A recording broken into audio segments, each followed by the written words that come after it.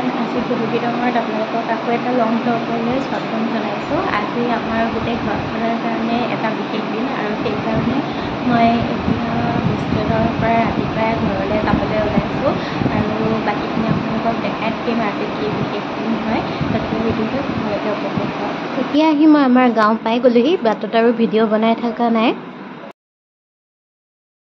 এতিয়া মই ঘৰ আহি পাই গ'লোঁ, আহি পাই খাই বৈ উঠিলোঁ, ওলাইও ল'লোঁ আৰু এয়া দেখিছে চাদৰ মেখেলা পিন্ধি লৈছোঁ। যিহেতু মই ভিডিঅ'ৰ আৰম্ভণিতে কৈছোঁ আজি আমাৰ ঘৰখনৰ বাবে এটা বিশেষ দিন হয় আৰু এতিয়া আমি যাবলৈ ওলাইছোঁ মৰিগাঁও জিলা সাহিত্য সভা ভৱনলৈ। তাতে আজি এখন কবিতা পুথি উন্মোচন হ'ব আৰু সেই কবিতা পুথিখনৰ কবিতাসমূহ লগতে যিবোৰ গীত আছে সেই সকলোবোৰ মোৰ ককাই লিখা আৰু আমাৰ ঘৰখনৰ লগতে ককাৰ জীৱনত, আমাৰ পাপাহঁতৰ জীৱনত এটা বহুত ডাঙৰ ঘটনা ঘটি গৈছিল আৰু সেই ঘটনাটোৱে আমাক এতিয়াও সদায় মানে মনত অশান্তি দি থাকে। কি বুলি ক'ম, আচলতে মোৰ ভিডিঅ'ত কথাখিনি ক'বলৈ অলপ অসুবিধাই হৈছে। অকণমান এইবোৰ কথা ক'লে আৱেগিক হৈ যাওঁ আৰু মোৰ ককা 1987 চনৰ 11 জুলাই তাৰিখে অফিচৰ এখন মিটিঙৰ বাবে ওলাই গৈছিলে আৰু সেই দিন ধৰি আমি ককাৰ কোনো ধৰণৰ সংসুত্ৰ নাপালোঁ। যিহেতু তেতিয়া এনেকৈ মোবাইল বা ছ'চিয়েল মিডিয়াৰ যুগ নাছিলে, তথাপিও পাপাহঁতে বহুত বিচাৰ খোচাৰ কৰিছিলে।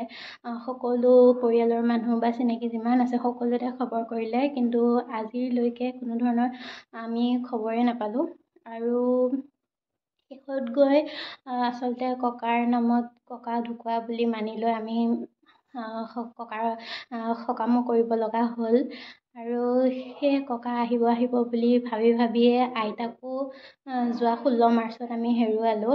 আইতাই সেই প্ৰশ্নটো মনতে লৈ আমাৰ পৰা আঁতৰি গ'ল। আচলতে এইবোৰ কথা এনেকৈ ভিডিঅ'ত ক'বলৈ অলপমান ভাল নালাগে, যিহেতু আৱেগিক হৈ যাওঁ। আমাৰ গোটেই ঘৰখনৰ বাবে এইটো এটা ডাঙৰ মানে প্ৰশ্ন হৈ থাকি গ'ল, ককাৰ কি হ'ল, ককা আছেনে নাই, জীয়াই আছেনে নে কোনোবাই কিবা কৰিলে। যিহেতু ককা বহুত এজন ভাল মানুহ আছিলে, আমি যিমান শুনিছোঁ। আচলতে ককা হেৰাইছিলে আমাৰ পাপাহঁত যেতিয়া সৰু আছিলে তেতিয়াই, আমাৰ মাহঁতেও আনকি ককাক দেখা নাই। আমিতো দূৰৰে কথা। আচলতে তেতিয়া ফটোৰো ইমান ব্যৱস্থা নাছিলে, গতিকে এখনেই ফটো আছিলে ককাৰ আৰু সেইখনো তাকো ছাইডৰ পৰা তোলা। আমি তেনেকৈ ককাক দেখিছোঁ। তথাপিও ককা বুলি ক'লে মনত এটা কিমান মৰম থাকে নাতিনীবিলাকৰ, সেইটো সকলোৱে বুজি পাবই আপোনালোকে। আমি দেখা নাই যদিও ককাক আন নাতিনীবিলাকৰ দৰে আমিও ভাল পাওঁ। তেখেত যদি ক'ৰবাত আছে তেনেহ'লে আমি আকৌ ঘৰলৈ ঘূৰি অহাটোৱে বিচাৰোঁ আৰু যদি তেখেত নাই তেনেহ'লে তেওঁ য'তে আছে তাতে ভালে কুশলে শান্তিৰে থাকক, তাকে কামনা কৰিছোঁ। আৰু এতিয়া ব'লক আমি তালৈ যাওঁ আৰু কবিতা পুথিখন উন্মোচন কৰা গোটেইখিনি আপোনালোকক দেখাম আৰু আপোনালোকে ভিডিঅ'টো শেষলৈকে উপভোগ কৰক। এতিয়া আমি ওলাইছোঁ মৰিগাঁও সাহিত্য সভা ভৱনলৈ। পিছফালে মা, খুৰী, মই টেবুলে গোটেই পিছত লৈ লৈছোঁ। এইফালে পাপাই গাড়ী চলাই আছে, লগত বৰ্তা, আৰু এয়া পাই গ'লোহি।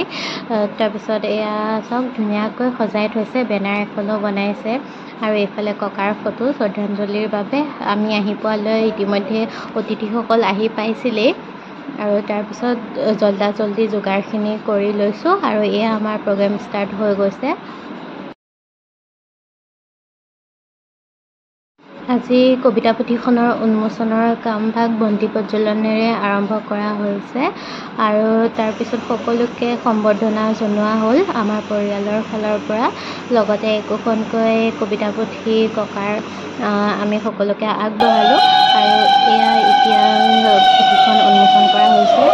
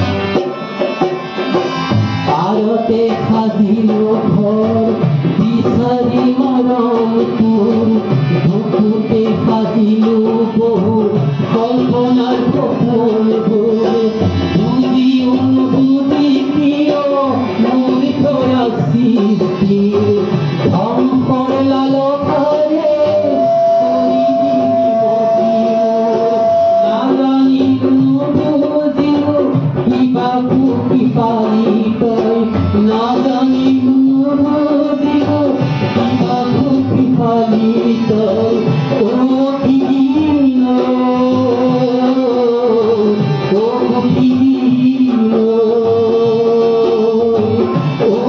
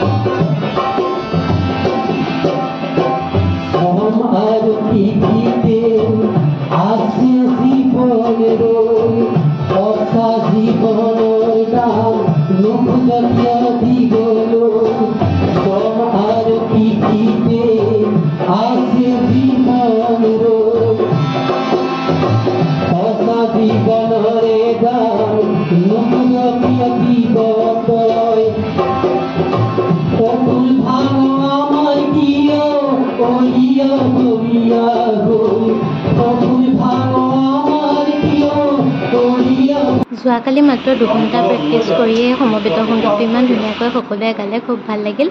আৰু পাপায়ো এই গানটো ককাৰে হয়, নিজে সুৰ কৰি পেলাই অলপমান গাবলৈ চেষ্টা কৰিলে। তাৰপিছত এই সাংবাদিকসকলে অলপমান কিবাকিবি সোধা পোছা কৰিলে।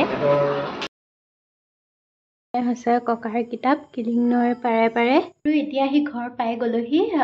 আমাৰ কবিতা পুথিখন ধুনীয়াকৈ ওলাই গ'ল, অনুষ্ঠানটো খুব ধুনীয়াকৈ হৈ গ'ল। সকলোকে ধন্যবাদ, ইমান ভালকৈ সহায় সহযোগ আগবঢ়ালে। আচলতে এইখন ককাৰ দ্বিতীয় কবিতা পুথি, আগৰখন বহুত বছৰ আগতেই ওলাই গৈছে।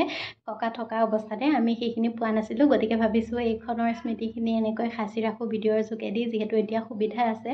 আৰু ইয়াতে বহুতকেইটা দেশপ্ৰেমমূলক গীত আছে, জাতীয়তাবাদী চিন্তাৰ গীত আছে, প্ৰেমৰ কবিতা আছে আৰু লগতে কিছুমান হাস্যৰসৰ কবিতা পঢ়ি খুবেই ভাল লাগে। আমি আচলতে আচৰিতে হৈছোঁ সেইখিনি সময়তে যে ইমান ধুনীয়া চিন্তাৰ অধিকাৰী আছিলে ককা। আচলতে তেওঁৰ নাতি হ'ব পোৱাটো আমাৰ ভাগ্য বুলিয়ে ভাবিছোঁ আৰু বহুত গৌৰৱ অনুভৱ কৰিছোঁ আজি তেওঁক লৈ। তেখেতক লগ পোৱা হ'লে খুবেই ভাল লাগিল হয়, যদিও নাপালোঁ। ইয়াৰ পৰাই বিচাৰিছোঁ তেওঁ য'তে আছে ভালে কুশলে থাকক, তাকে কামনা কৰিছোঁ। আৰু আশা কৰোঁ কবিতাখিনি পঢ়ি আপোনালোকে ভাল পাব।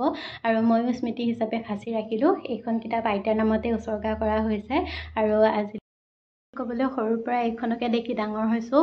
মানে ককাৰ ভনীয়েকৰ বিয়াত উঠোৱা এখন ফটো আছিলে, তাকো ছাইডৰ ফালৰ পৰা। আৰু এইখন অৰিজিনেল ফটোখনো নহয়, চাই পেলাই আমাৰ ওচৰৰে বৰ্তা এজনে আঁকি থোৱা ফটোহে। মিল আছে বুলি কয়, তথাপিও আমি দেখা নাপালোঁ। আৰু এতিয়া এআইৰ বাবে সুবিধা হৈছে, এখন ডেকা কালৰ ফটো আমি পাইছোঁ যিখন মিল থকা বুলি বহুতে কৈছে। আগতে হৈছে ককাৰ ডেকা কালৰ ফটো, যিখন এআইৰ যোগেদি বনোৱা হৈছে।